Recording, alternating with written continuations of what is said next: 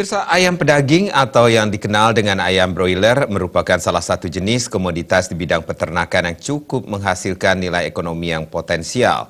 Sebagian besar penduduk Indonesia adalah konsumen daging ayam broiler. Melihat potensi ekonomi yang cukup menjanjikan, ada beberapa tips cara berternak ayam broiler skala kecil di rumah.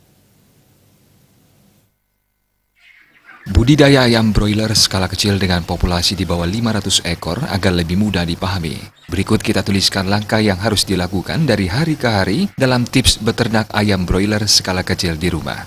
Kajian penting teknis beternak ayam adalah persiapan kandang, penanganan DOC hingga anak ayam 21 hari, pemberian pakan, obat-obatan dan vitamin, vaksinasi, panen, pemasaran, dan penanganan pasca panen. Peternak ayam broiler akan lebih efisien bila dipelihara dalam kandang panggung dengan struktur tinggi lantai dari tanah minimal 1,5 meter dan lantai ke plafon setinggi 2 meter. Luas kandang ideal 7 ekor per meter bujur sangkar. Dalam memelihara DOC hingga umur 14 hari, liter dari subuk gergaji masih menjadi pilihan yang tepat karena harganya yang murah dan mudah didapat.